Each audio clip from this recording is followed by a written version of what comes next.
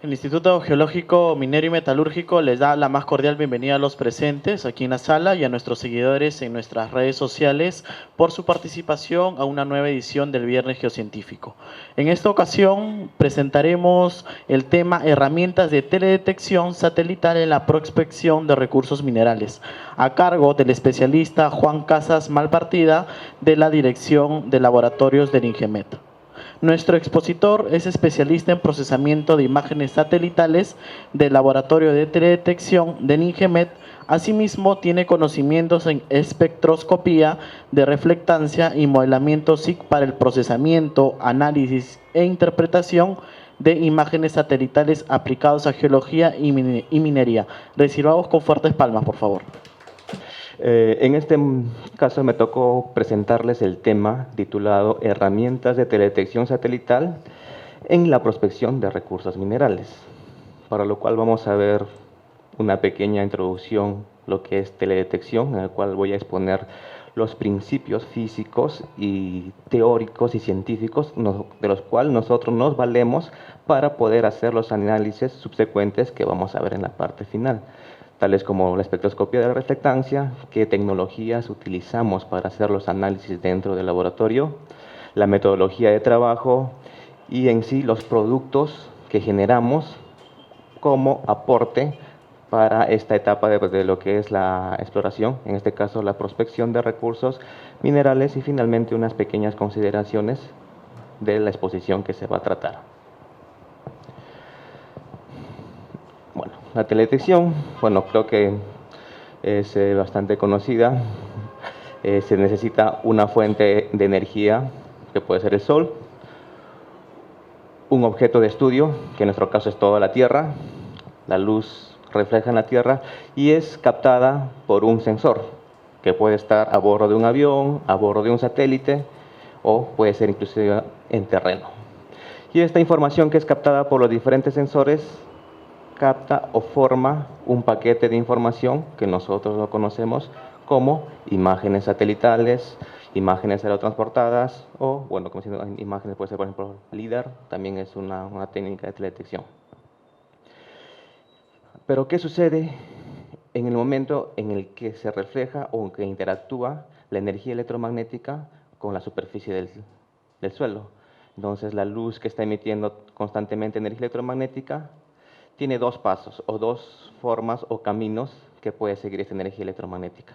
O se refleja o es absorbida por la superficie del suelo. A nosotros, en este caso, para que el sensor capte, nos centramos en la energía reflejada. Ahora, dentro de estos procesos de reflexión que existen, hay una serie de procesos entre la energía electromagnética y el suelo, en este caso, que interactúa de diferente manera con cada cobertura de la Tierra. En el caso de los minerales, la estructura cristalina superficial genera diferentes formas de interacción. Entonces vemos aquí el caso más simple, que es una molécula de agua. Cuando interactúa puede ocasionar o suceder tres procesos fundamentales o modos de vibración, que es el estiramiento simétrico, el asimétrico, el simétrico y la curva simétrica. Estos tres tipos de procesos generan tres tipos diferentes de rasgos característicos de la interacción entre la energía electromagnética que se puede plasmar en una curva. Esta curva se conoce, o lo conocemos nosotros, como firma espectral. Entonces, cada curva es característico de una cobertura específica. Nosotros podríamos decir que es una huella digital de cada cobertura, debido a que lo representa a esta. Entonces, en el caso que estamos viendo en esta figura, son netamente minerales y vemos que cada mineral tiene rasgos característicos. Ahora vemos aquí que está dividido en tres grupos. Vemos que está en la parte medio amarilla, medio rosácea y rojo. Entonces son tres longitudes de onda diferentes o tres rangos de longitudes de onda en las cuales se pueden apreciar distintas características de los minerales. Por ejemplo, esta parte inicial, que se le conoce como el visible o infrarrojo cercano, se puede apreciar los rasgos característicos de todos los minerales con contenidos de óxidos. Por ejemplo, aquí las arcillas y finalmente en la parte térmica podemos identificar, por ejemplo, los tipos de rocas. Ahora, todo esto, el análisis que se realizan de estas firmas, existe lo que se llama la espectroscopía de la reflectancia. Mediante la espectroscopía de la reflectancia se puede identificar los rangos específicos donde hay esta interacción de los diferentes minerales con la energía electromagnética e identificar estos rasgos para posteriormente hacer una interpretación de estas firmas espectrales. Por ejemplo, como ejemplos tenemos aquí todos los minerales con contenidos de óxidos. Por ejemplo, acá tenemos jarosita, hematita, gotita. Tienen sus rasgos principales entre 0.4 hasta 1 o 900 o 1 o 0.9 micrómetros. Del 1.0, del 1.2 hasta el 2.5, los rasgos principales que se ven son los asociados a las arcillas. Entonces, vemos algunas longitudes de onda que se repiten o son constantes en los diferentes tipos de arcillas, sin descartar, digamos, tener en cuenta que cada arcilla o cada mineral asociado a una arcilla tiene un rasgo que lo define como tal, que no se va a repetir en ningún otro, o una serie de rasgos que lo va a definir como tal. Acá, por ejemplo, tenemos algunos minerales que son característicos, por ejemplo, que se puede asociar a una alteración argílica, diquita, alunita, caulinita. Vemos que hay rasgos característicos en todos ellos, en el 1.4, en el 2.2, en el 1.9. Todos estos rasgos, este conocimiento que se tiene, nos permiten a nosotros hacer la interpretación de estos minerales. Algunos minerales asociados, por ejemplo, a una alteración fílica, por ejemplo, muscovita, hillita, mormellonita, puede ser cerecita. También tienen sus rasgos, por ejemplo, en el 1.41, en el 1.9 y en el 2.2. Entonces, estos rasgos o estos, digamos, datos que tenemos de acuerdo a la firma espectral nos permiten a nosotros hacer la interpretación o discernimiento de qué tipo de mineral está asociado con esta firma espectral. Finalmente podemos ver acá para lo que son la alteración propilítica, que esta puede asociar calcita, epídota, clorita o algunos minerales con contenido de carbonatos. Los rasgos característicos son en la parte final, ¿no? En el 2.2, 2.3, ahí es donde se centran los rasgos principales de estos minerales. Y también en la parte térmica, en la parte térmica ya no digamos, no discriminamos los tipos de minerales que pueden existir, aunque sí hay algunos rasgos, pero ya en la parte térmica nosotros podemos definir los tipos de rocas que existen. Entonces, vemos aquí, hasta este punto estamos viendo reflectancia. En esta parte estamos viendo ya la otra parte de la energía que se absorbe y posteriormente es emitida como un calor, que nosotros lo sensamos como emisividad. Entonces, aquí podemos ver también los tipos de rocas. Ahora, para hacer todos estos análisis hay una serie de tecnologías. Entre ellas está la teledetección, los mencioné inicialmente, que puede ser aerotransportada, teledetección satelital, equipos de campo que son espectrómetros, como puede ser el PhilSpec, el TerraSpec, y los equipos que son, por ejemplo, los high-logger, que son para núcleos o perforaciones, que también nos permiten tomar información espectral. De todos estos equipos actualmente, o tecnologías, actualmente en el laboratorio de teledetección también disponemos de sensores transportados, que es el AISA. Tenemos imágenes satelitales, una base grande de imágenes satelitales, y los equipos PhilSpec y FTIR. Entonces, actualmente en el laboratorio de teledetección manejamos estas tecnologías que están resaltadas en color rojo. Entre las imágenes satelitales, bueno, es una serie de datos o serie de, diríamos, son proyectos internacionales que son llevados por grandes empresas, servicios geológicos, por ejemplo, de Estados Unidos, que maneja el proyecto que es Landsat. por ejemplo, el ARSDAC de Japón, y por ejemplo el último, que es una iniciativa de la Unión Europea, de la ESA, tiene un proyecto que se llama Sentinel o Copernicus, que tiene una serie de satélites Sentinel. En la parte inferior muestro las longitudes de onda que son útiles tanto para óxidos, vimos inicialmente, y como para arcillas. Y en la parte vemos aquí como unas franjas que están dispuestas a lo largo de esas longitudes de onda. Cada franja me representa una banda o una porción de energía que el sensor capta. Por ejemplo, vemos que el Aster en la parte inferior tiene 3 bandas en la parte del visible, en el cual podemos ver óxidos, pero vemos que tiene 1, 2, 3, 4, 5, 6 bandas en la parte de arcillas. En contraposición, vemos, por ejemplo, el Sentinel, que les comentaba el último, tiene solamente 2 bandas en la parte de arcillas, pero tiene un grupo muy grande de bandas en la parte de óxidos. ¿Por qué hago esta aseveración o hago hincapié en este tipo de datos que estoy poniendo? Debido a que, de acuerdo al tipo de estudio, tipo de análisis que nosotros queremos realizar, de acuerdo a sus requerimientos, tenemos que elegir cierto tipo de imágenes, el cual se adecua más al objetivo final. Vemos 3 tipos de imágenes aquí, Aster, Landsat y Sentinel. En la parte inferior están graficadas una firma de una lunita que podemos asociar a una arcilla en color verde y una firma de una hematita que lo podemos asociar o representar a los óxidos en color rojo. Por ejemplo, hagamos una comparación rápida.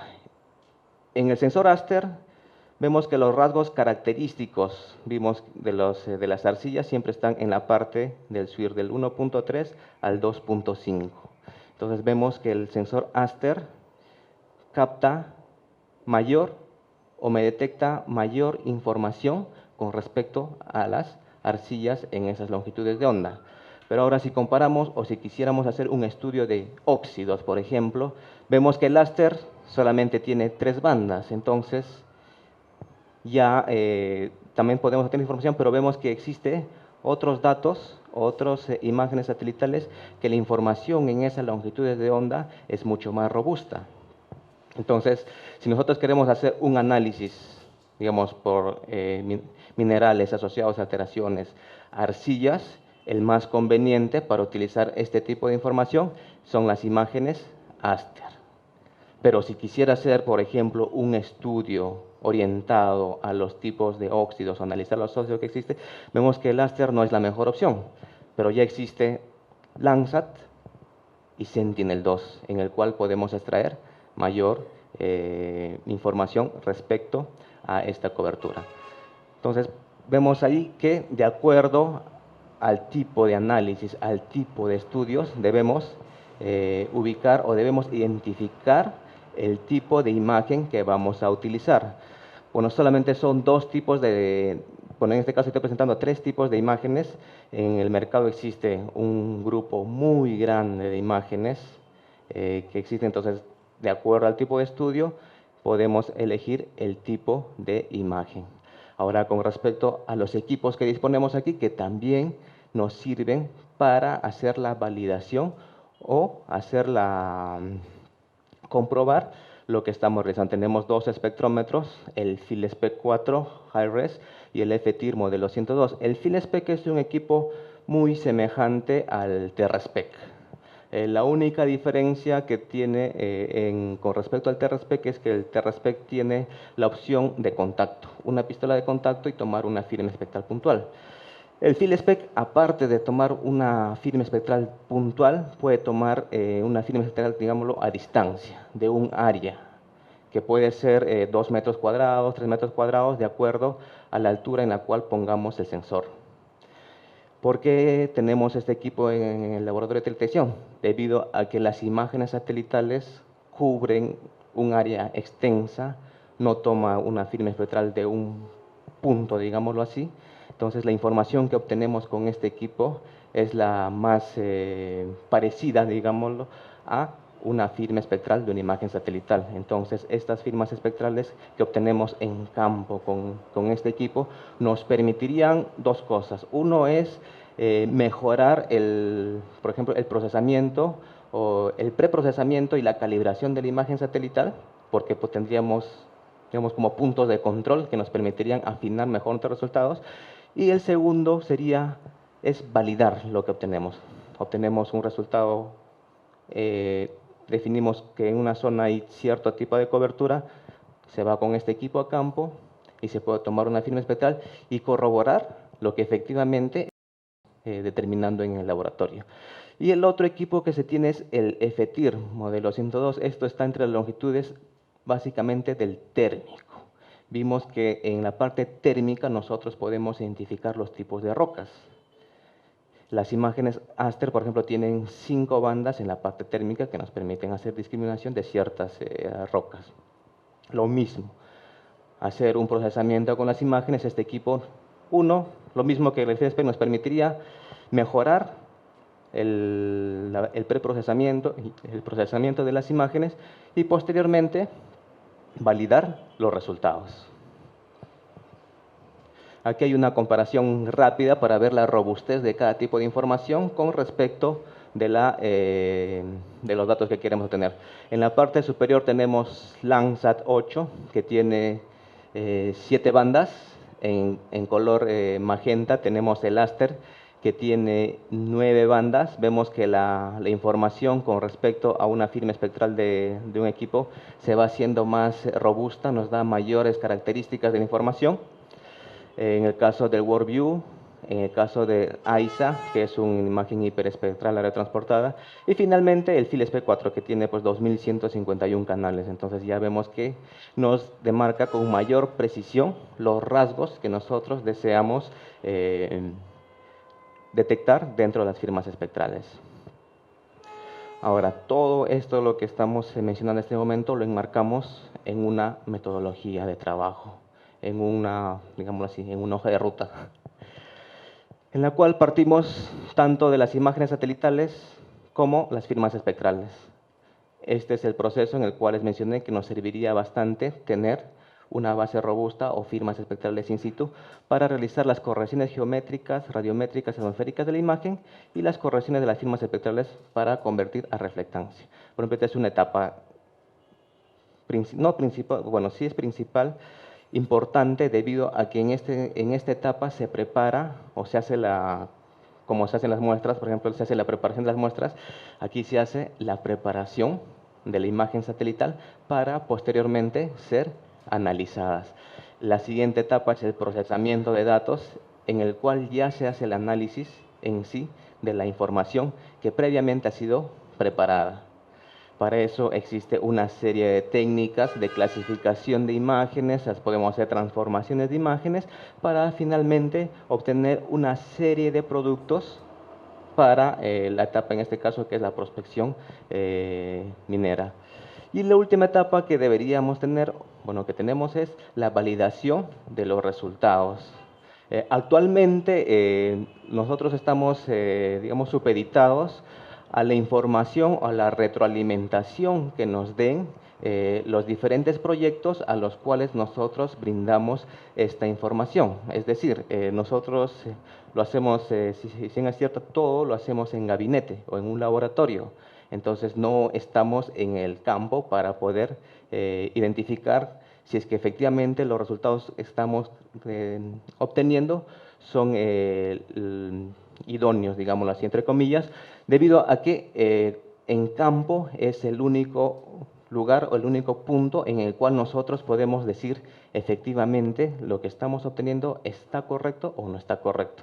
Entonces, ese conocimiento que se tiene en campo a nosotros nos sirve para realizar el mejoramiento continuo de los métodos y técnicas que tenemos en el laboratorio. Entonces, es un circuito constante de mejora continua de nuestros procesos. Ahora, ¿cómo se apoya o cómo hacemos todo esto para la prospección de recursos minerales? Si bien es cierto, ya está definido qué tipos de minerales o qué ensambles de minerales están presentes en los diferentes tipos de depósitos o modelos de depósitos. Entonces nosotros, si tuviéramos la información de los ensambles de minerales, podríamos inferir si está o no asociado a algún modelo específico de un depósito mineral. Para eso la teledetección genera una serie de capas de información que el objetivo que buscamos es que, superpuesta esta información generada con teledetección con otro tipo de información que puede ser geofísica, estudios petromineralógicos, no sé, diferentes tipos de información, la carta geológica, todo se suma para que al final se pueda identificar targets para la prospección minera, de recursos minerales en este caso. Entonces, esto sería, digamos, el objetivo que se tiene en el caso de prospección.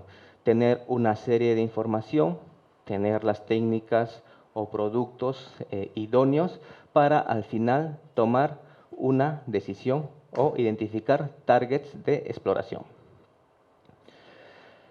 Para ello existen, por ejemplo, los ratios de bandas. Los ratios de bandas consiste en aprovechar estos rasgos espectrales característicos, por ejemplo, de los minerales asociados a una alteración argílica, de los minerales asociados a una alteración fílica y los minerales asociados a una alteración propilítica. Entonces, todos estos minerales tienen un rasgo de absorción común, digámoslo entre comillas, que nosotros nos permite identificar ese rasgo dentro de la imagen satelital. Para ello, en este caso, vimos que el satélite que tiene mayor robustez de información con respecto a las arcillas es el Aster. En la parte inferior vemos dos composiciones de color, uno que es el 468, en el cual me resalta todas las zonas con presencia de minerales, digamos, que pueden estar asociados a una alteración hidrotermal en una coloración rosada, casi blanquecina. Y en la parte derecha hay una composición de estos tres rasgos. Lo que se ha hecho es dividir las bandas o la información en las cuales está el rasgo principal, tanto de la, llamémoslo así, argílica, fílica y propilítica.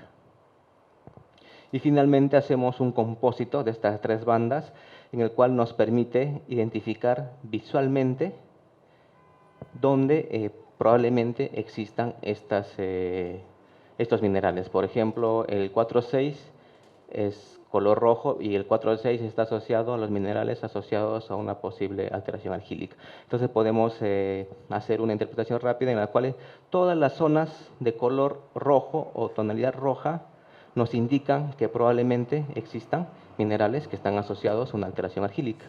En verde podrían ser la fílica y la azul, por ejemplo, la propilítica. Entonces, esto es un análisis visual aprovechando los rasgos espectrales característicos de las imágenes satelitales. Aquí hay otro rasgo, otro producto que es con el Sentinel, también aprovechando los rasgos espectrales de los minerales con contenido de óxido férrico, de arcillas y de óxido ferroso, podemos hacer un compósito en el cual, de igual manera que la anterior, podemos identificar zonas con contenido de óxido férrico, zonas con contenido de arcillas y zonas con contenido de óxido ferroso. Entonces, estas imágenes superpuestas o analizadas en conjunto con otro tipo de información ya permite al especialista o al geólogo tomar una decisión al momento de planificar, por ejemplo, sus salidas de campo.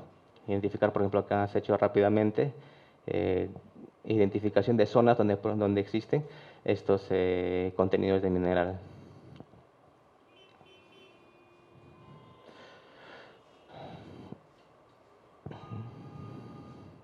Ya. Otro producto son los índices espectrales, que es resaltar rasgos característicos de los minerales. En este caso se está haciendo el contenido, por ejemplo, en este se está aprovechando el térmico, las bandas térmicas de las imágenes raster. Este estudio está realizado ampliamente por Rockwell, Ninomiya, y el último estudio lo estaba haciendo de que es Álvaro Pentao Crosta, que es un brasileño que ha hecho bastante investigación y ha desarrollado bastante información con respecto a esta información. Entonces, aquí están las fórmulas, digámoslo así, o las operaciones matemáticas que se realizan con esta información que nos permiten resaltar la información y obtener mapas, como vemos en este caso. En este caso, las zonas de coloración roja me permiten identificar zonas con presencia de cuarzo sílice. En el caso de verde, todo lo que son con contenido de silicio. Y la parte azul, que vemos aquí, pequeñas estas zonas con contenido de carbonatos. Bueno, no se nota claramente debido a que es una imagen muy grande. Entonces, por parte visual solamente se ha puesto para poder, en este caso, compararlo. En este caso es el mapa geológico.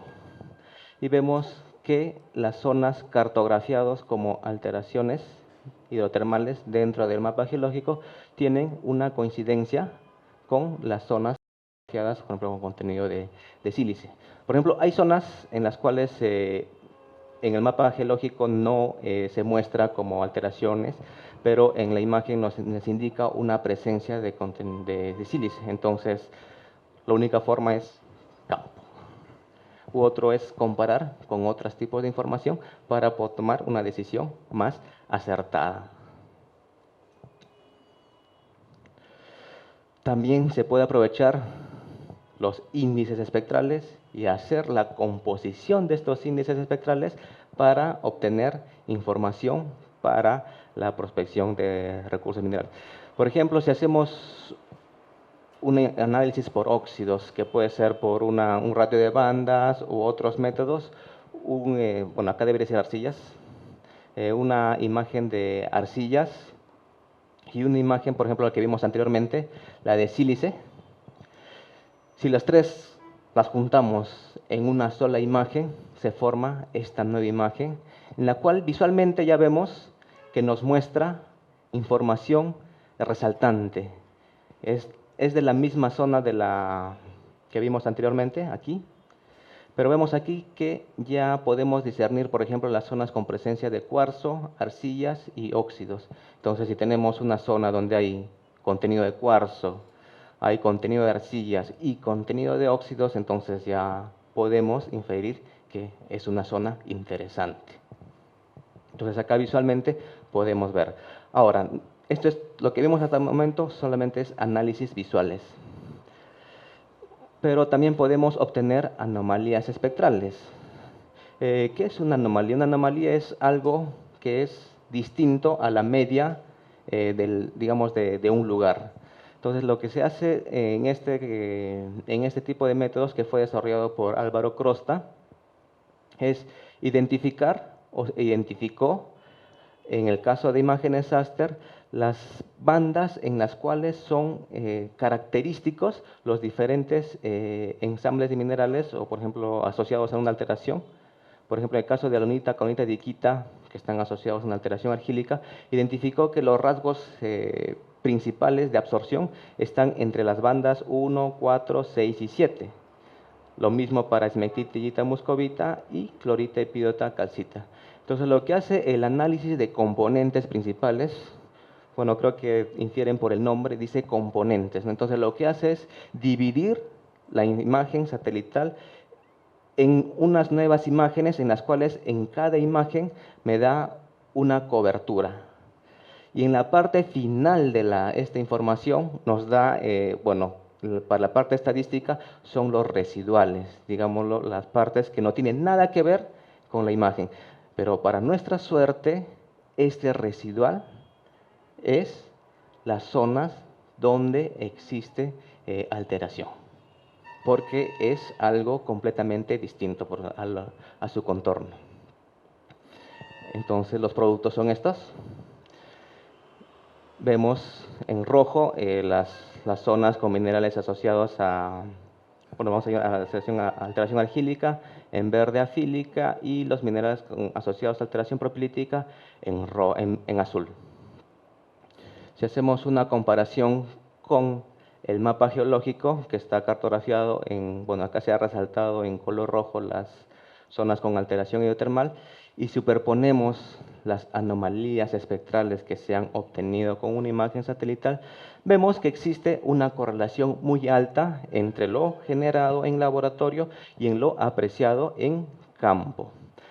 Hay zonas, por ejemplo aquí, en las cuales se muestra una alteración, en este caso propilítica, que no se muestra en el mapa geológico, entonces se puede hacer una revisión, comparar con más información o en todo caso ir a campo e identificar si efectivamente en esa zona existe una alteración. Aquí es el mismo mapa y bueno, acá se están ploteando las diferentes, bueno, se ve que en este punto, bueno, de la litoteca, que está libre en el Geocadmín, se ha identificado que en este punto hay muestras en las cuales, bueno, en esta zona que vemos, a ver, aquí, en esta parte, en el mapa geológico no se está cartografiando como alteración hidrotermal. Bueno, con las imágenes sí se cartografía como alteración hidrotermal, pero a su vez también hay unas muestras en las cuales han sido colectadas en esta zona, que son, por ejemplo, con una roca volcánica que tiene cloritización con vetillas de cuarzo, una roca silicificada, entonces nos dice que ahí probablemente existe algo, entonces podríamos ir a revisarlo si es que efectivamente hay o no información en esa zona. Entonces, para concluir, las consideraciones finales de esta exposición serían que, debido a la naturaleza que vimos amplia de la información que se puede ser generada con la teledetección, es una herramienta muy importante en la etapa de prospección de recursos minerales. Y bueno, la segunda aseveración es debido a que para la mejora continua de los resultados siempre es necesario una validación de campo y o una retroalimentación por parte de las brigadas que salen a campo. Eso a nosotros nos sirve bastante que nos digan a nosotros si es que nuestros resultados estamos yendo por el camino correcto o no lo estamos yendo por el camino correcto. Entonces, esta información que ustedes nos proporcionen de sus brigadas, de sus resultados vistos in situ, a nosotros nos permite mejorar, afinar, inclusive desarrollar nuevas técnicas para identificar las zonas de prospección de recursos minerales. Bueno, muchas gracias. Asimismo, invitamos a una ronda de preguntas de nuestro público asistente el día de hoy. ¿Tenemos alguna consulta? Juan, felicitaciones por tu presentación, muy didáctica, bien informativa. Mi pregunta va por el tema del uso de la teledetección, no tanto para minerales. Nosotros en el programa Geología Marina, te cuento, estamos viendo la expulsión de plumas de gas, de presencia de gas, y sabemos que hay expulsión de petróleo en ciertas zonas del norte. Hay un trabajo del 95 de, si no me equivoco, Repsol o Petrotec, que hacen análisis de imágenes Aster para ver la presencia de oil slicks, de estas manchas de petróleo sobre la superficie del mar. Hemos ido, cuando hemos estado navegando hacia las zonas de trabajo, y hemos visto que realmente hay plumas, hay expulsión de gas y debe haber expulsión de petróleo. Lo que nosotros queremos hacer es hacer un monitoreo, dado que sabemos que esta expulsión no siempre es continua en los mismos lugares y aparentemente ocurren en zonas donde nosotros no estamos pasando. ¿Cuán factible es encontrar una huella espectral de esta imagen Aster o imágenes adicionales para poder definir patrones con los cuales nosotros corroborar que esta expulsión está llegando al nivel del mar? Queremos monitorear esto en el tiempo y queremos cuantificar volúmenes de expulsión. En práctica, ¿cuán fácil es que podemos interactuar entre ambos proyectos para lograr esto en el corto plazo? Bien, bueno, gracias por tu pregunta. Bueno, en primera instancia, esta exposición es una de una serie de exposiciones que la dirección del laboratorio se está planificado. Bueno, en este caso ha sido herramienta de televisión en la prospección de recursos minerales. Posteriormente ya va a venir otras exposiciones, en una de las cuales se va a tratar lo que estás mencionando. Para lo que son plumas de, por ejemplo, de petróleo, como mencionas, por ejemplo, aparte de las imágenes ASTER, existen las imágenes de radar.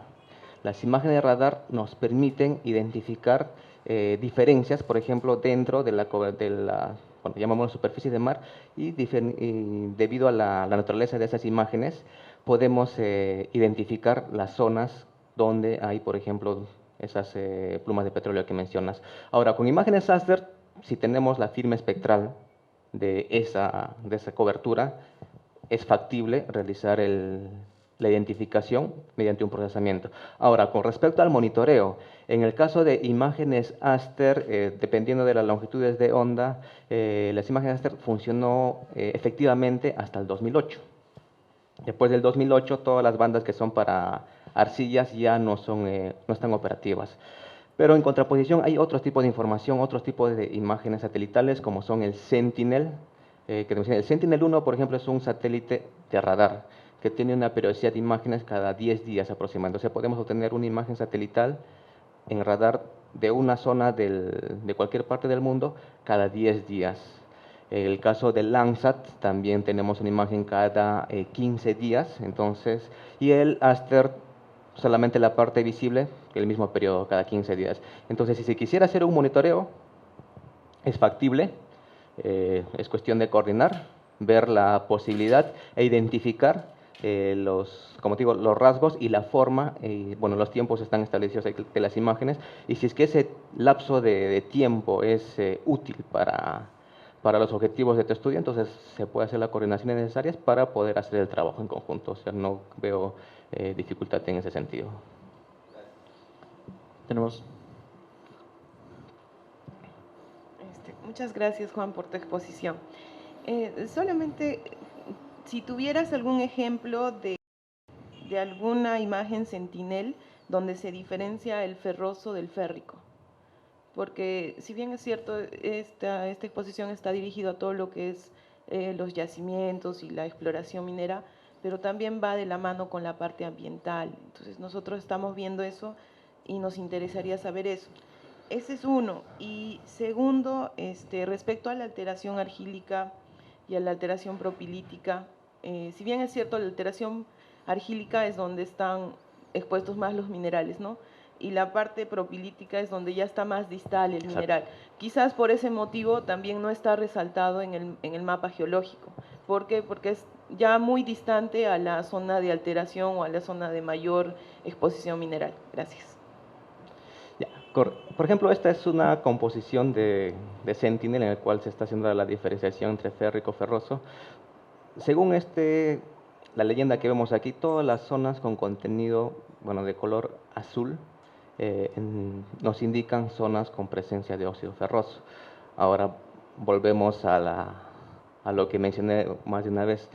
Nosotros realizamos esta información en gabinete, entonces si nosotros quisiéramos afinar estos rangos o estos colores, nosotros necesitamos información de campo que nos diga que, ok, acá efectivamente en esta zona hay óxido ferroso, y a nosotros nos permite cambiar, porque esta coloración es de acuerdo a un criterio que se tiene en cuenta, que se maneja un histograma y se va resaltando los colores de acuerdo al manejo de los histogramas.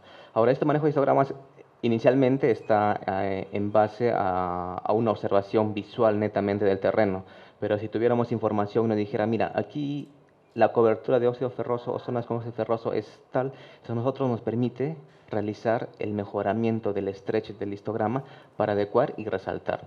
En teoría, digamos así, sí se puede discriminar el óxido ferroso del óxido férrico, pero el afinamiento y mejoramiento está en proceso. ¿Alguna otra consulta? Juanito, una consulta. Esto va por el lado de la gestión. Esta información obviamente que es útil para la toma de decisiones.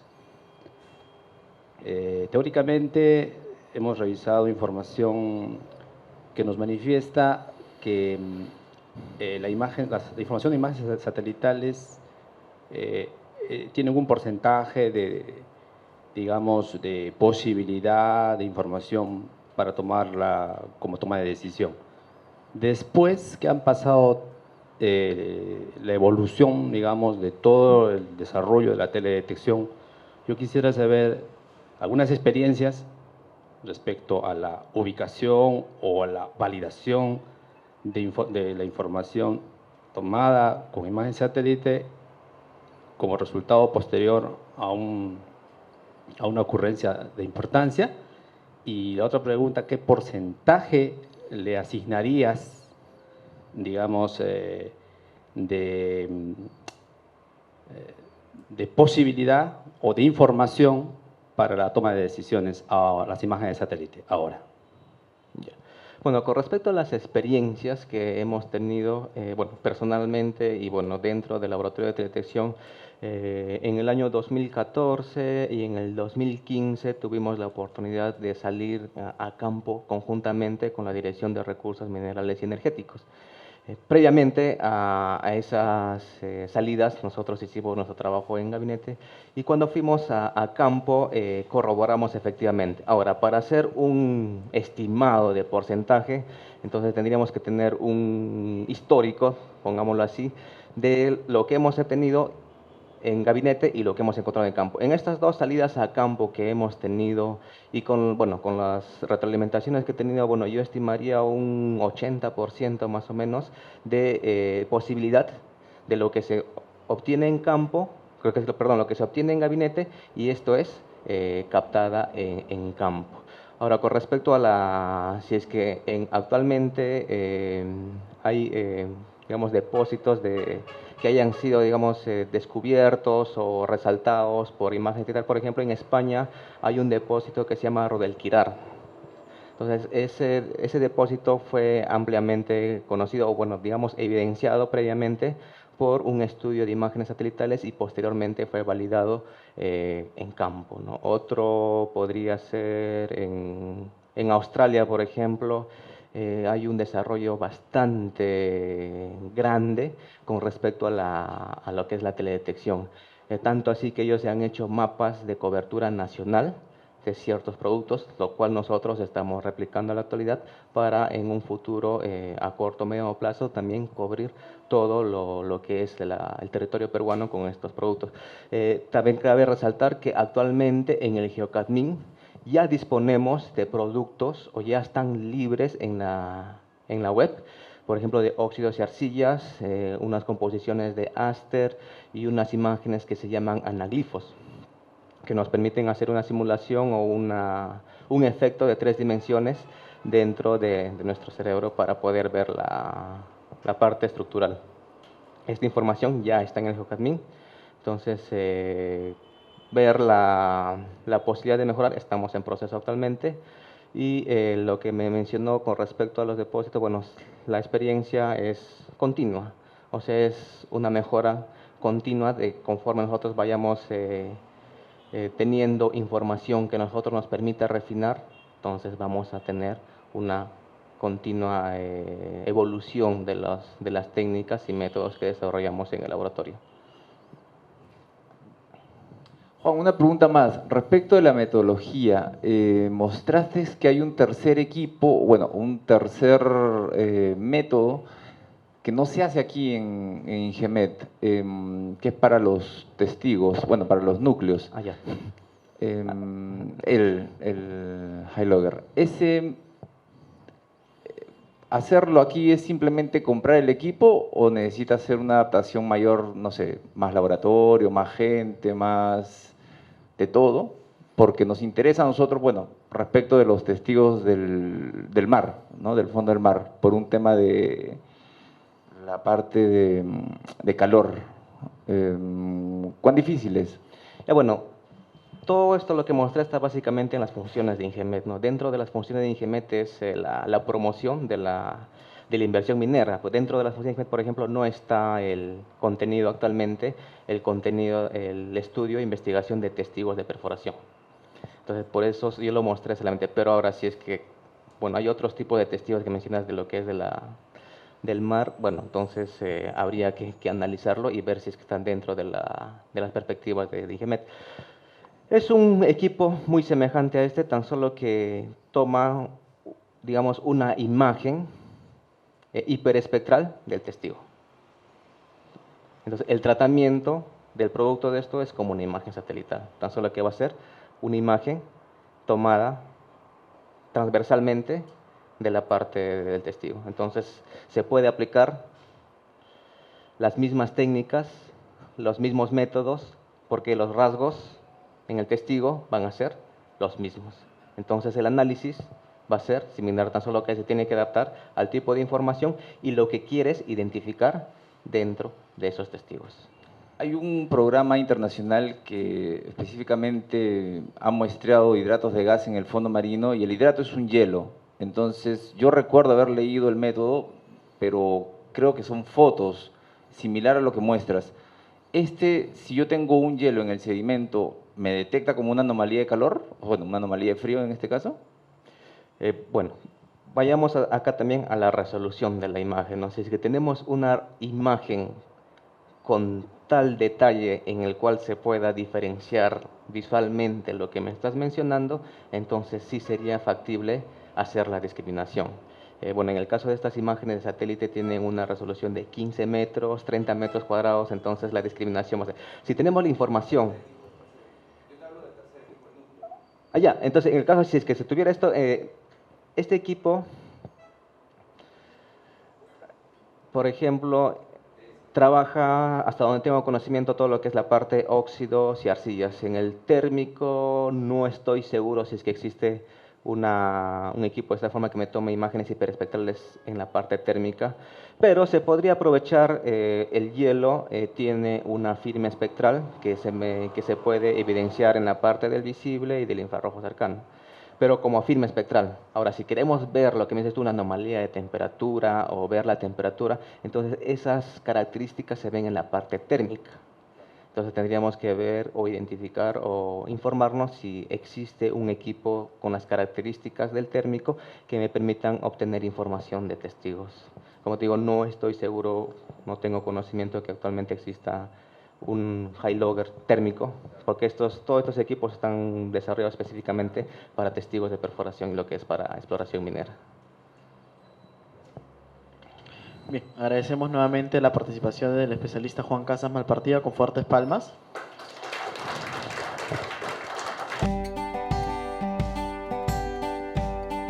Gobierno del Perú, trabajando para todos los peruanos.